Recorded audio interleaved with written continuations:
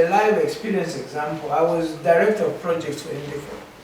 I set up Mansa batteries together with my colleagues, of course, and bicycle plant in Chipata and so on. And one of the things we discovered, having set them up there, on the pretext that we are taking development to rural areas, we are taking employment to rural areas, then you discover that for Mansa batteries, that the majority of the people we employed were the same people we came with from Lusaka and Kitwe to take them there. It was not local people. And that the people in villages, even those who were just one generation from living in villages, had forgotten that people in villages don't go around putting torches at night, move up to 10 p.m. or 22 hours or 12. No, by 20 hours everybody is home and they are settled, okay? So that there is no market for it. The manganese which was needed, we were able to collect it within a short period, maybe a month. And then we did not buy it from villagers or from anybody, we just collected them on certain hills. Because at that time in the late 1970s, manganese was not yet a commodity. Which means the local people did not even benefit that we bought something from them. And then we discovered that the economics of import substituting a dry cell battery was such that it is cheaper to have just used Forex to import a complete battery than to try to manufacture it. Like you import 10 different pieces and come and assemble them. It's more expensive. So that these lessons of the projects that I was involved, and I was involved in every province, there is no province, I don't have one or two projects which we put in. But they all had the same fault line. None of them took development to the village level. And in fact, most of them were economic disaster because they were built on an import substitution model which does not look deeply into the economics of it. That if we are trying to solve a problem of foreign exchange, importing 10, 20 pieces of a car and then assembling them in Livingstone, is more expensive than to just buy a Fiat from Italy and bring it. Okay? And now whether the employment you have substitutes for that was also questionable because the number of people you are employing were so few. The vast majority of our people. I could even say that at independence, the Zambian economy was a middle income economy. In Africa, the countries in Africa which were obviously better off than Zambia was South Africa, perhaps Rhodesia, Kenya not quite, Ghana not quite, perhaps Egypt. So Zambia was probably the fourth ranking economy in Africa at 64 as a middle income. Many years later, it was even under President Mwanawasa, so you can imagine we had KK for 27 years, we had Chiluba for 10 years, we had Mwanawasa for 5 years. Then we went back to economic planning. And what is the objective? That in 2030 we should be a middle income country. A status we had at independence. That also is a good indication of that. And during the management of the economy also, again, 68, 69, 70, we nationalized, particularly the mines and others. How did we nationalize them? With the compensation, then the same managers, the Anglo-American incumbent, we also gave them the management contract, which means whether you produce or don't produce, they get paid. And part of the management contract means they are the ones arranging imports, which means they could sell to themselves, they could transfer prices. A decade later, the mines collapse. then we privatize them. To whom?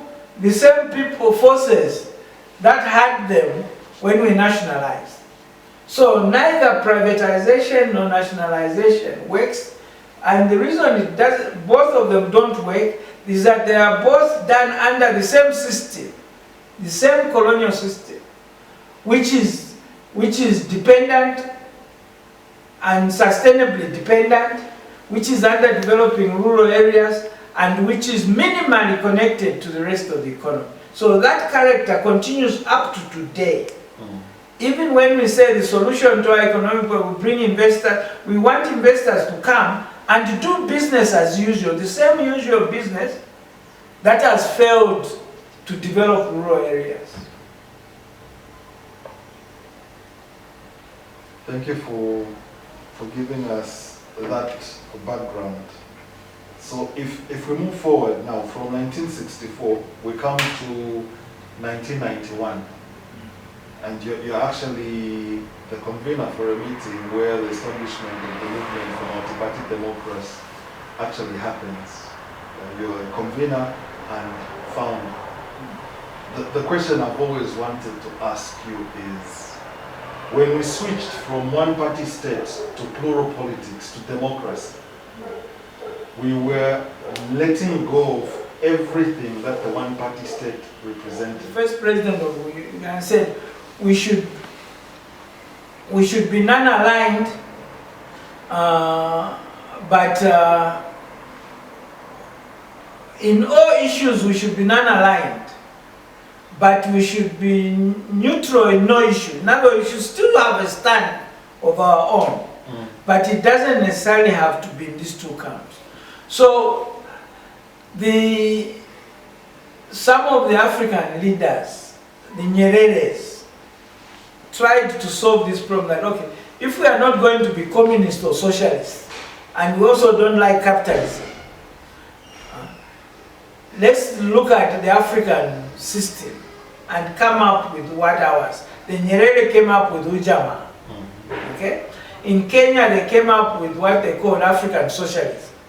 Indeed, when it came to implementing it, it was not quite clear whether it was socialist. One of our African leaders, Mohamed Babu of Zanzibar, wrote a book that, is it African socialism or is it socialist Africa? So that was the question. That Africans were not comfortable. Definitely they are not comfortable with capitalism because that is basically came in a package of colonialism. They were also not comfortable with the antisocial element of capitalism. But they were also didn't want to, what Mboya said, we don't want to give up one master of Western colonialists for a new master of Soviet hegemony. So that the Africans were trying to find a middle path. I'm saying that to give a background that in the case of Zambia, then the idea was to come up, instead of saying African socialism, because the Kenyans had already taken that, instead of saying Ujamaa because it was Swahili, and Zambians are always scared to use our own languages, so we came up with humanism. Now, the people President Kaunda was working with, his buddies, his closest buddy, collaborators, in coming up with this, were Europeans, church people, reverends, Colin Morris and Marvin Temple. So they were first Christians. And of course they are Europeans, so they know the European history. That this word, with a capital H, humanism, in European history, is contrast with God-centeredness. In other words, humanism is man-centered in the European sense. So those who said they were humanists, they were also opposed to the church. So since these were church leaders, so basically they influenced their friend to say, no, it is a little difficult for you to adopt this word humanism, because as far as Europeans are concerned, if you say you are humanist, they think you are not God. Then of course Keke is a product of a mission station. Yeah. So he's also Christian. So he said, no. So we need a different humanism. So now it was not just humanism, it became Zambian humanism. To give us space to define it, and to define it in such a way that this humanism, this Zambian humanism, differs from the European historical humanism, because in this Zambian humanism, we believe in God.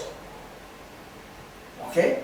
If you look at the stages portrayed on the way to humanism, for instance, there's also a very funny story I'll tell you about that. That you see, it follows the Marxist stages. That first of all you have a feudal state with serfs and feudal lords. Then you have a capitalist state with the bourgeoisie and the proletariat. Then according to Marxism, from that you move to socialism. And from socialism you move to communism. Now the humanism, the Zambian humanism as adopted, as defined in Humanism Part 1, because there were Humanism Part 1 and Humanism Part 2, was that you copy the same Marxist thing, that you start with feudalism, you go to capitalism, you go to socialism, then from socialism, instead of going to communism, because the communists don't believe in God, you jump to humanism, which believes in God. So that is basically the background of the human as a philosophy. So it was not a very deep philosophy. It was a reactive philosophy. And then also it was mechanized, that there were even posters that humanism is 1, 2, 3 up to 10. So you kind of memorize that. But whether or not those declarations were reflected in reality, because in this same Zambian humanists following government, you had political prisoners. You declared a one-party state under this same humanism, which means that in practice, this Zambian humanism was not even anti-colonial, because under this same humanist government, you continued with the state of emergency. Throughout President Kaunda's rule, there was a permanent state of emergency, which means at any time, the government was free to take away any of your liberties if it felt the need for.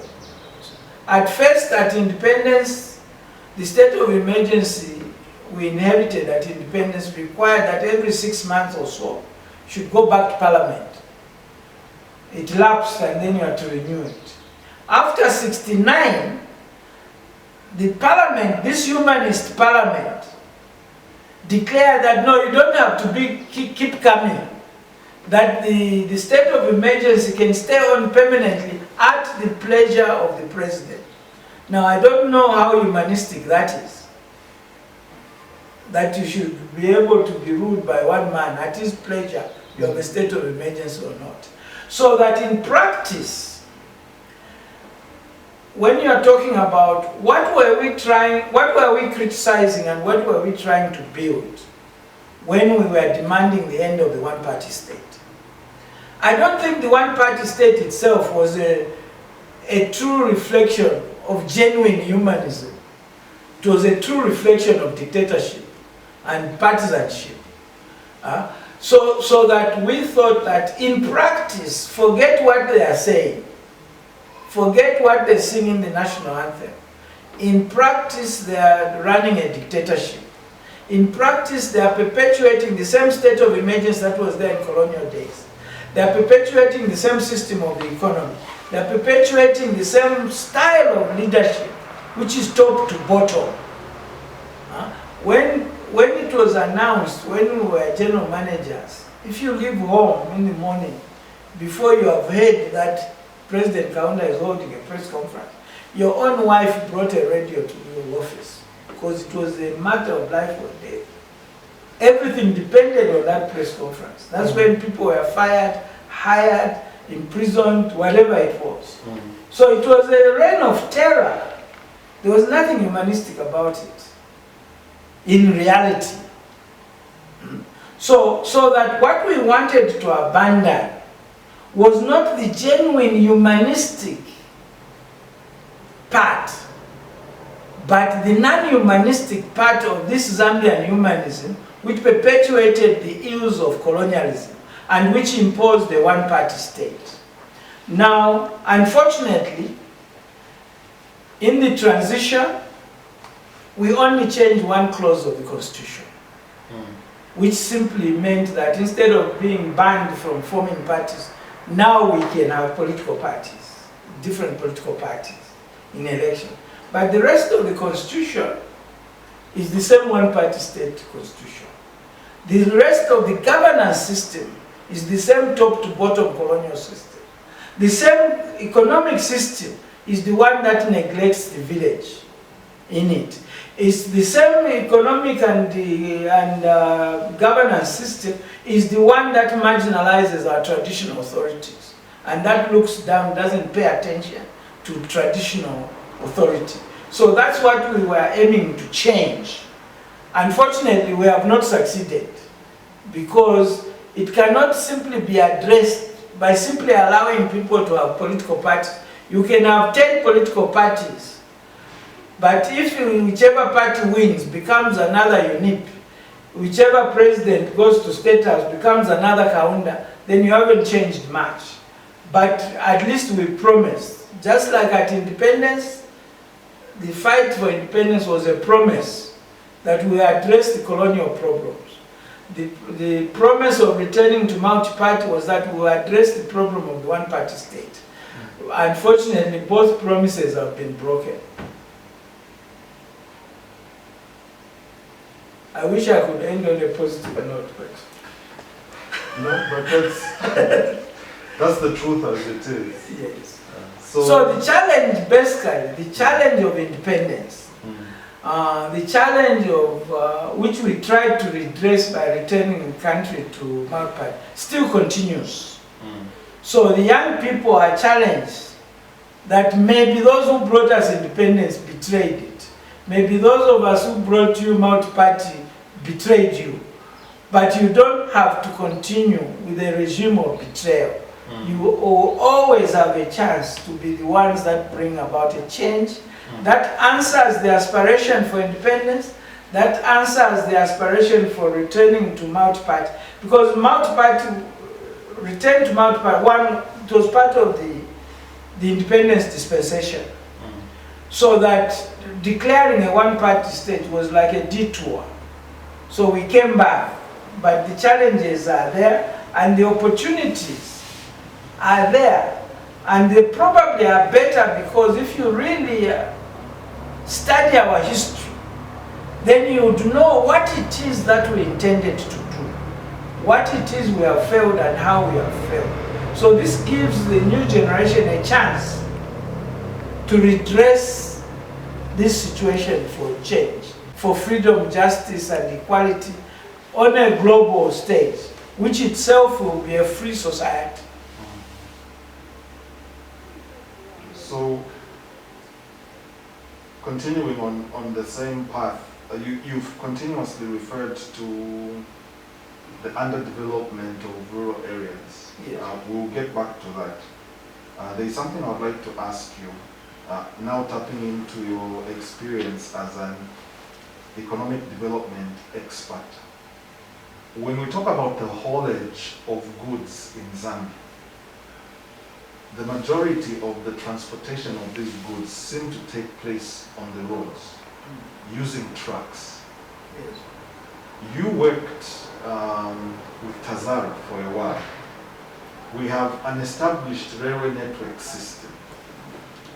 Why isn't it possible for us to use that system to transport the majority of these goods, heavy goods, in bulk and also cheaply? By rail. Yes, by rail. Yes. Why the emphasis on Yes, the use of trucks? That is a very important question because we should also go back that the railway line from Cape Town to Sakanya was built precisely to move the bulky copper to the market. So that throughout the colonial period, copper did not move by road. And when that rail system was threatened by the unilateral declaration of independence by Ian Smith in Rhodesia, Zimbabwe, it was thought to be so critical that we must find another outlet for the rail transport. And that's where the Tazara now comes into being. So that even the nature of this economy that I've criticized was built on railway transport rather than trucks.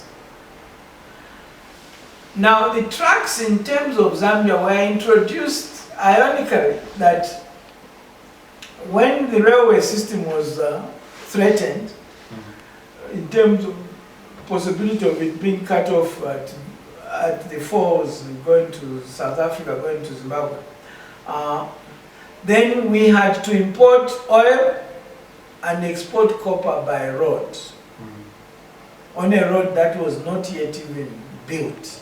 So that is, in other words, it was supposed to be a temporal issue. And for that purpose, Zambia even created a parastatal, which was a Tanzania-Zambia road services or something like that, like a road version of Tazara, for oil and transporting of copper while the railway was being built. So it was supposed to be a temporal measure, and now it became permanent for various reasons. In the case of Zambia, actually, the reasons are so bad. I mean, because you see, in other countries like Tanzania, you could say they had a motivation for promoting road transport because their own people owned the trucks. In Zambia, the majority of the trucks are not Zambia. So really we don't have an internal big motivation for that. But the other development was that since then, this railway system, which was basically functioning well, both in terms of the route through Zimbabwe as well as the route through Tanzania, for some time, has over the years been neglected. And so that the railway system has been challenged for decades upon decades. And unfortunately, it's not just the Tazara or Zambia railways. It is a very common phenomenon of the railways all over Africa. The Congolese railway, which is very linked to us, also has the same problem. The Kenyan had the same problem. The Tanzanians had the problem, although I think now the Tanzanians have started addressing that issue more vigorously than we have done.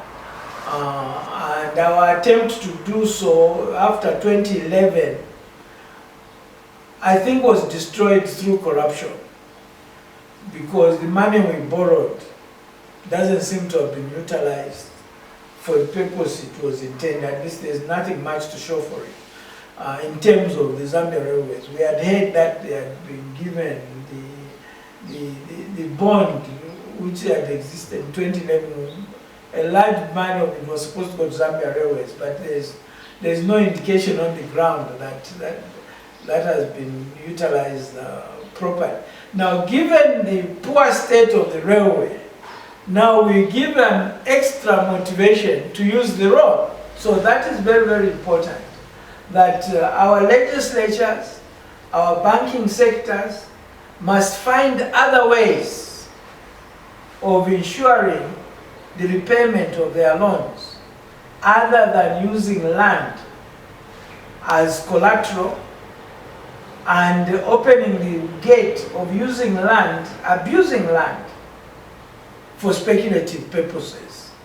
That someone gives you a loan carelessly, he doesn't even care, maybe even prays that you misuse it so that he can get hold of your land, which he can sell at a profit to someone outside even your community, which means your own future generation, your own children and grandchildren will find that they have no land because that resource has been exchanged for something that is consumable, like money.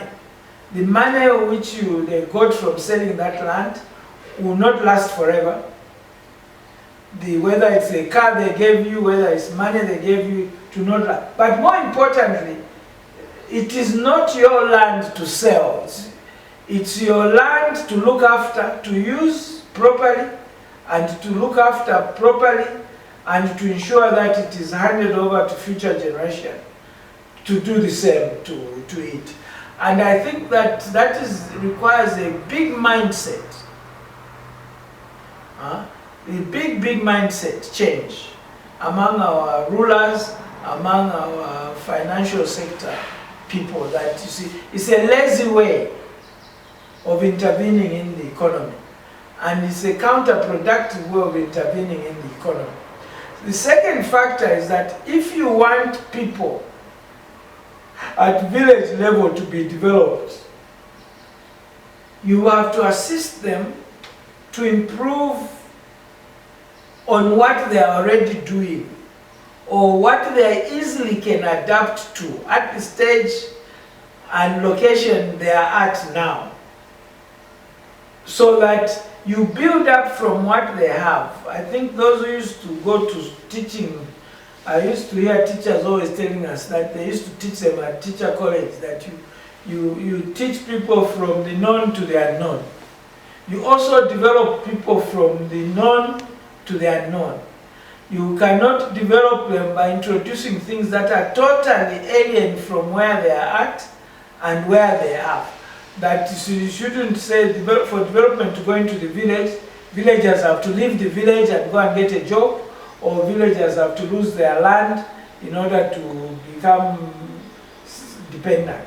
And that is so important in the sense that at the level of economic development we are at, and the nature of the economy that we have inherited, and that still exists, it is not possible in the foreseeable future for the majority of our labor force to find jobs. There is no amount of investors who are going to come to employ 80% of the labor force. So that our best bet is to get the labor force to start being productive where they are, on the land and natural resources that they have at hand. That should be really fundamental, so that whatever other development we introduce should now be complementary to that sort of thing. So that is basically the general thing. My advice to the political leader, particularly in the new year, this fixation on foreign investors as your solution is really so tragic, because it doesn't work that way. Because you see, the whole colonial system was a system feasting on foreign investors. They're the ones who invested in mine, they're the ones who invested in everything. And they left us in a poorer state than before they came. And even if you invite 10 times more of those, they will still leave the majority of our people outside the development cycle. If foreign investors were a solution to the economy, the sort of complaints you are beginning to hear coming out of South Africa, particularly to a younger generation, the Malemas, talking about foreign white monopoly capital, The whole of Johannesburg is full of them. All those skyscrapers, all those smoking stuff around Johannesburg are products of the investors, foreign investors. But it has not come with the empowerment of Africans. It has not come with the development of Africans. It has not come with liberating Africans from being dependent. So that, I'm not saying that we shouldn't accept foreign investors, but we shouldn't put all our eggs on them. And more importantly, I would rather we forget foreign investors and remember our villagers.